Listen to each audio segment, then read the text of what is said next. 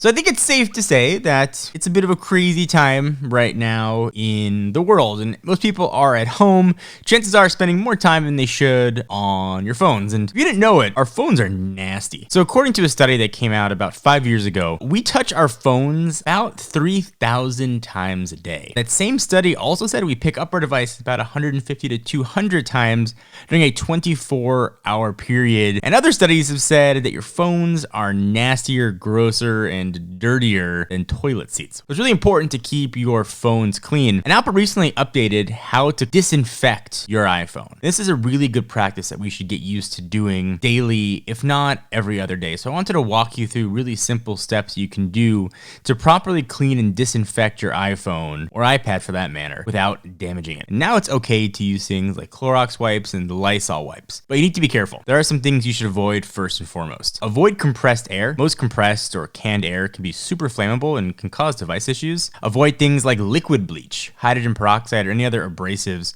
that could potentially scratch your phone. All right, so now we're ready to actually clean it. Make sure your device is unplugged. Goes without saying, but just always good practice, unplug your device and get a soft, lint-free cloth. So avoid excessive wiping. You don't want to remove the oleophobic coating. That's the coating on the phone that makes your fingerprints don't show. You want to wipe it down quickly. If you have a screen protector on, you can be a bit more aggressive, but generally you want to go for quick wipes and wipe it down gently. Generally best to avoid sprays also directly onto your phone. Spray the cloth first and not the device. And if you want to clean your ports, use Q-tips dipped in kind of the cleaning solution of your choice. If you're using a Clorox wipe, a Lysol wipe, any other of those wipes, put the wipe on the phone, the front and the back. Rub gently once or twice. You don't want to leave any liquid on your phone. You can also get multiple screen protectors and replace those regularly, weekly, or even daily if you choose. These are just sort of really simple, best practice ways to disinfect your phone. A lot of this is common sense, but it's so common sense, a lot of us don't do it. Something I'm going to try to make a point to do is to clean and disinfect my phone on an almost daily basis. Probably a good idea that you guys do the same.